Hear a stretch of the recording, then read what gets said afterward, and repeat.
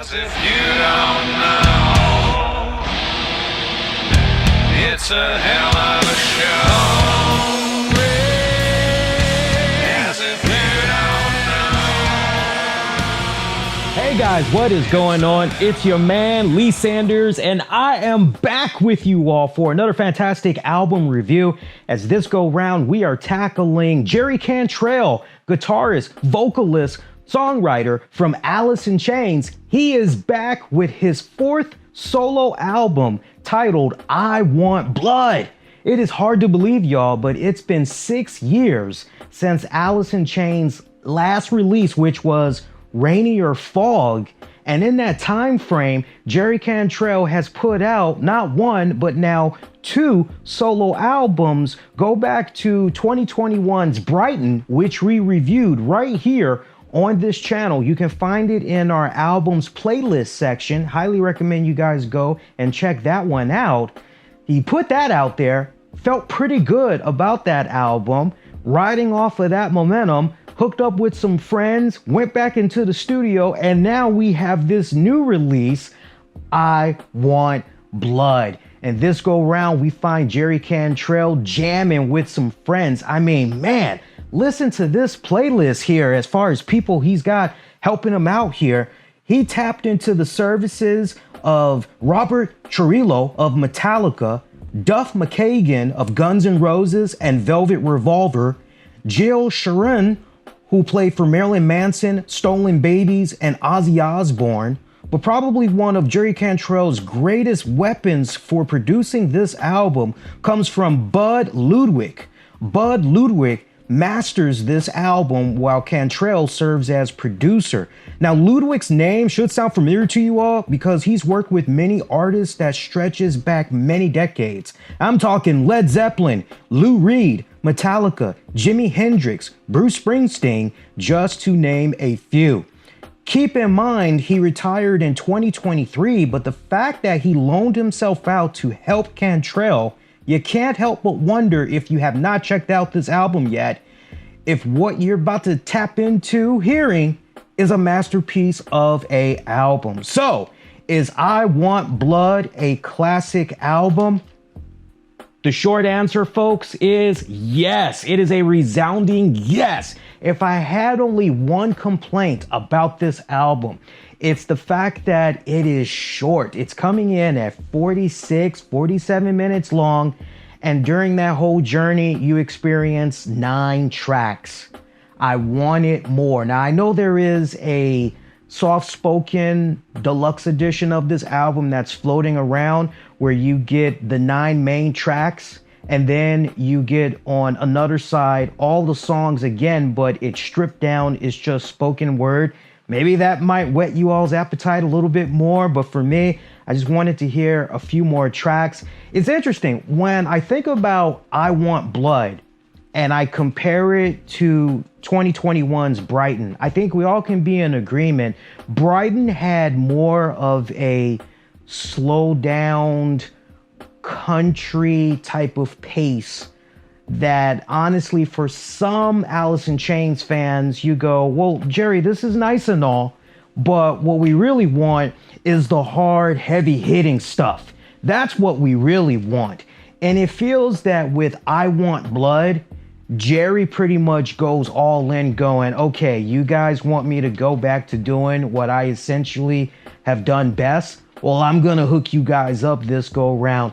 This album definitely taps into rock, hard rock aspects, little bit of country rock mixed in there as well, because you know Jerry's got that country little twang about him. You definitely feel it on this album, but at the same time, it is more of a heavier, darker album compared to BRIGHTEN.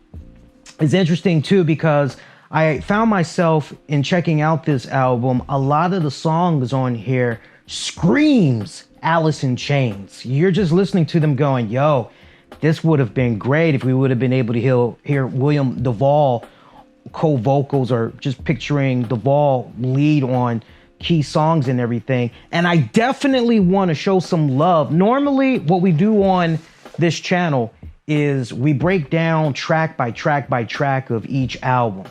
But man, I found myself in a rarity of a position where I go, yo, this whole album just kicks ass from beginning to end.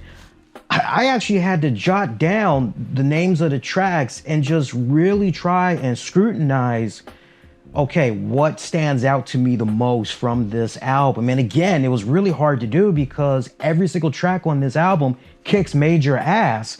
But I love how the album opens up with Vilify. Great opening guitar riffs, haunting chorus as well. Loved it. That's one of my favorite standout tracks. Not to mention there is a music video for that one. From there we go into Off the Rails. Another key track from this album I felt was the third track, Afterglow. Love that, love that. Of course, I Want Blood, the fourth track, which is a punkish, popish type of song. You get that vibe of The Cure and The Cars as you're listening to this track. I really love that one. My personal favorite, the most standout track of this entire album, Echoes of Laughter. This track alone screams Alice in Chains for me personally, and is the definitive track, one of two definitive tracks from this album. From there, throw me A Line. Another key standout track, another marquee track I find is track 7, Let It Lie. Very heavy track, definitely stands out, much like Echoes of Laughter. Rounding about, Held Your Tongue. And then we slow things down drastically with a slow ballad titled It Comes. Very slow, and it's kind of interesting to hear Jerry Cantrell in this album on such a very slow note, because the incredible journey that you've been on listening to it, you're just assuming for sure we're going to be going out on something pretty fast paced or whatever. But it kind of seems that he's taken his cue from what he did with the very last track on the BRIGHTEN album. Shout out if you remember, but if you don't, I'll give you guys a little bit of fun trivia. Think Elton John. And he kind of follows that tradition up with the last track, It Comes. But overall, a great album. Loved it.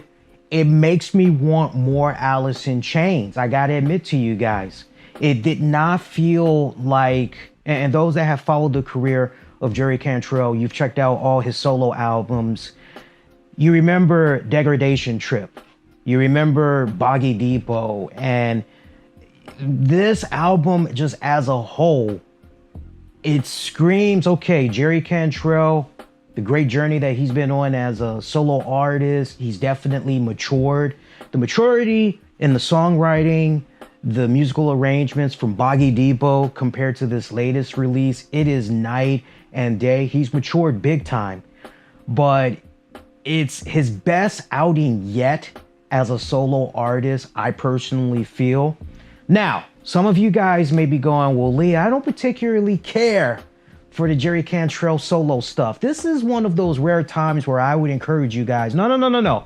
Go check out this album. You won't be disappointed. But for those of you that's interested in whetting your appetites a little bit with some Alice in Chains, for those of you that want to know what's going on with the future of Alice in Chains, Jerry Cantrell has said in a recent series of interviews that that's his first love.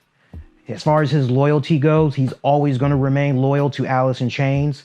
That is still intact. No issues with the bandmates whatsoever. But at the same time, he's admitted that in regards to this latest solo album, he's going to do everything he can to support it for at least a year. And then he's going to take a month or two off. And then in regards to Alice in Chains, he's going to get back with the boys, see what's up. To quote him, pretty much, they've got some iron in the fire. So they are working on some stuff. It's just right now, it's all about the solo stuff. So, scale of 1 to 10, 1 being crap, 10 being awesome sauce, I'm going to give Jerry Cantrell's I Want Blood album a 8.25 out of 10. Again, my biggest gripe, I wish we had a couple of more tracks. So if you're looking at it from a grading scale, I would give this album a respected B+. I can't go any higher. I'm definitely not going to go any lower. Hey, what did you guys think about Jerry Cantrell's I Want Blood? Sound off and let me know. But let me tell you something. I enjoyed this album so much. I was curious to see if Jerry Cantrell was going to be coming out here to the DC metropolitan area sometime in 2025. And he is. He's actually going to be coming to the Fillmore. So I actually ended up getting the cheapest ticket I could find, which was general admission, about $75. So I'm going to be seeing Jerry Cantrell, first time ever. I'm going to be seeing him live in person at the Fillmore coming up February of 2025. I hope that I get to see some of you all there. And if not at that event, I hope some of you guys that ended up listening to the album and you appreciate my review, not only will you let me know what you thought about the album, but hopefully you'll also let me know if you're going to be checking him out in your neck of the woods when he comes out on tour. If it's your first time here, welcome. Do me a huge favor, hit the subscribe button so you don't miss out on future content that comes your way on a weekly basis as we upload multiple times a week. And if you appreciated this review, please smash that like, share, really helps out a great ton. You can get at me all throughout social media by using the keywords, the RCWR Show. And until next go round, my pretty babies, I'm wishing all of y'all to be safe. Most importantly, be kind to one another. I'll see you all next go round with another album review. Take care, y'all. Peace.